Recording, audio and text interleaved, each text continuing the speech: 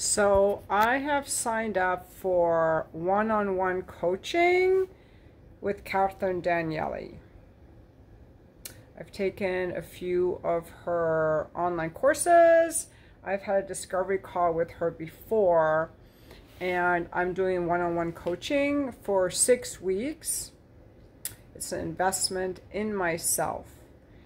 She does work, inner child work, reparenting, and as I laid out to her how I'm feeling and what's going on with me, she said that she saw that I'm in an avoidant process, and she recommended that before we have our first call, I read from my book Attached about the avoidant style.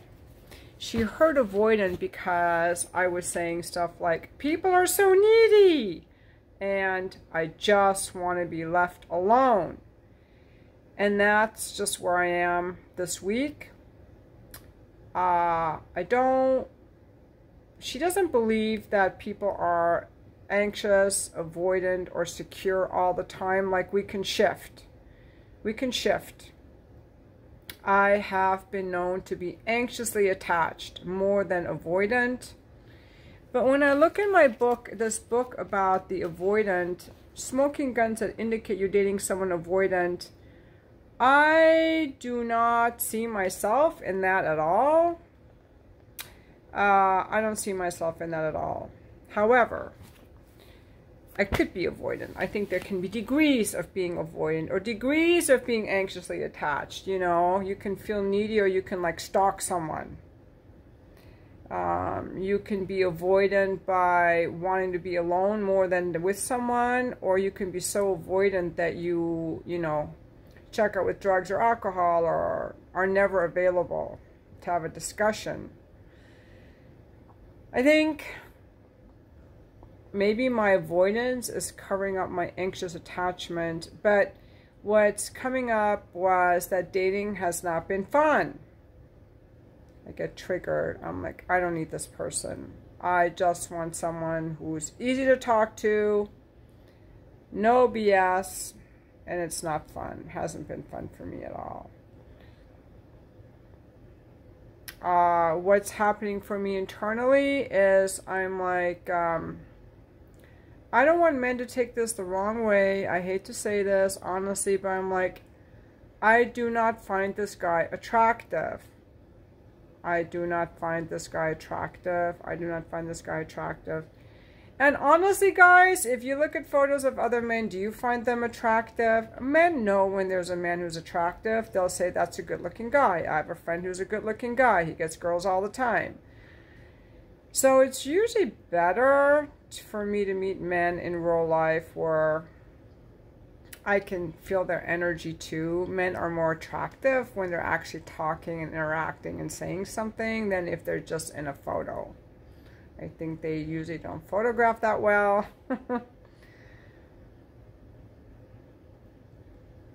I think I know when I know that after I got divorced, I was definitely feeling really needy around guys. I was definitely anxiously attached. I was needy, and a lot of guys didn't like that, so I decided to stop being needy, and I decided to stop needing a guy. And in the process of doing that, I think I became avoidant. You know, like, I'm not going to let myself need anyone. I'm just going to find my centeredness in myself. Just be good on my own. And where does that avoidance come from? Well, I was just watching this YouTube video about avoidance today, and it really resonated with me. It's like, it's an adaptive strategy that people pick up in childhood, you know? So I can tell you for sure that it never felt safe for me to go to my parents with a problem or my feelings. You know, I think they were maybe loving and avoidant. You can be loving and avoidant. I'm loving and avoidant right now. I can love people and still be somewhat avoidant. People can be preoccupied. Then they don't you know, my parents had their own pain. They didn't hate me. They didn't abuse me. However, they were not emotionally available. You know, in the 60s, children are to be seen and not heard. Don't bother us with your problems. Go outside and play. Go play. Go play. Play. Your kid. Go play. Here are your toys. Go play. And because it wasn't safe to go to anyone when I had a problem, I learned to not go to anyone at all. You know, if I was feeling sad about something, I just kept it in. Just kept the pain in, just kept the pain in, just kept the pain in. I didn't want to be needy. Neediness was frowned upon in my family. It's not spiritual to need people. My mom was really into meditation, and you shouldn't need anyone. Just need God, or need your God, you know, your spiritual practice. People can leave you. People can hurt you. Don't need people. You know, there's a difference, though, between relying on people and being independent. Like, it's okay to rely on people. That's healthy. I wasn't really taught that so much. Like, you shouldn't need people, you know. And then people also let me down. My dad let me down a lot. I just didn't like him. I didn't like how he was. And this isn't to blame my parents, but this is the work of inner child work and reparenting, is that I learned to adapt to circumstances in which my feelings weren't welcome. And I thought, if I tell you what I want, I'm not allowed to have wants. I learned I was allowed to have wants after my divorce. I started going to all these courses. Like, I'm allowed to have wants. If I tell you what I don't like, if I tell you what I want, you will leave me. You won't want me. You will leave me, okay? So now we're getting to some really deep stuff. Like, when we talk about the deep stuff with people, it's often things like, I'm not lovable, I'm not worthy, I'm not good enough. So I'm not in touch with any of that. That could be there for me. I'm not feeling that. However, I'm really aware of, if I tell you how I feel, you'll get mad at me. And this connection is over anyway, so I might as well just end it. I might as well end it before you end it. I'm just going to end it and run away. So I'm not going to ghost you, but I'm going to end it, you know, for the littlest thing. If I think you're too needy. Because other people's neediness makes me so uncomfortable. So uncomfortable.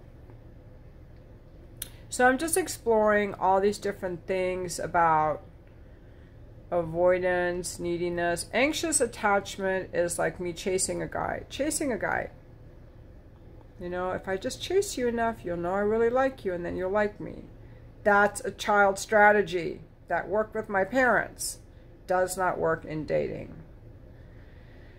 So I'm excited to take a look into this. And this is not about any guy. This is about me feeling good in myself, feeling whole in myself, and changing some of these like mindsets, beliefs, and processes that I wasn't even really aware of. I didn't know I was avoidant. I just thought it was these guys out there annoying me. Yeah. So just remember, we're never broken. We just have different ways of being, different beliefs, different thoughts that have become so entrenched, and they can be standing in the way of a more happy and productive life. And sometimes it's hard to see what they are. However, I do know this. If I look at the results in my life, it will tell me if my strategies and processes are working for me or against me. And some of them are working against me. Some of them are working against me. Some of them are working against me. So I'm fortunate that I have found someone that I feel safe with, to explore my attachment style and do my inner child work and my reparenting, so I can not get so triggered around some of these situations, and so I can be an incredible partner for my next Mr. Right. But it's not about him. See, the same strategies we need in dating are the strategies we need in relationship. And the reason so many relationships fail is because people haven't done their inner child work. They haven't reparented themselves. They haven't learned about boundaries and containment and protecting themselves. I still don't like a guy calling me, "Have a good week, beautiful," lowercase. However, in hindsight, I could have said, "Please call me by my name." I like that better. So just being aware of this, and a key thing to look out for is when I want to cut someone off, and avoidance will do this. They'll find everything wrong in someone. They'll find things wrong rather than what's right. They'll get annoyed with someone, like how they eat or how they brush their teeth or how they walk. They look for things that are wrong. It's a distancing strategy to stay safe, to stay away, keep themselves removed rather than looking for what's good in the person. So it's really good now when I start to feel like, ooh, I want to cut this guy off, or if I get really triggered around something, I can be like, now what's that about? It's about learning new patterns. I'm curious to see what else other work she's going to do with me. I think there might be some more, like there'll be some deeper work around this. So I will keep you guys posted as I do my own, you know, more healing, I want to say, healing of my heart and healing of some thought processes that have not worked for me, that have worked against me. Also tonight, I'm going to salsa dancing. Tomorrow night, I'm going to some live music. Saturday night, I have my little grandson. So Sunday night will be my evening to be left alone again. I do like going out around people. I just, honestly, yeah, I like to be left alone. I don't, and I think some of it too has to do with the people.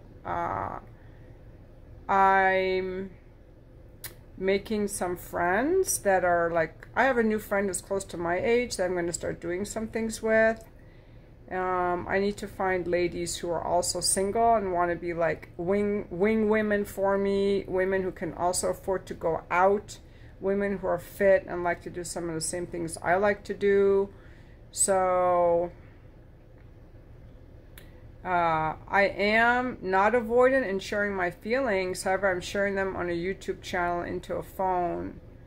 And I will share them with people.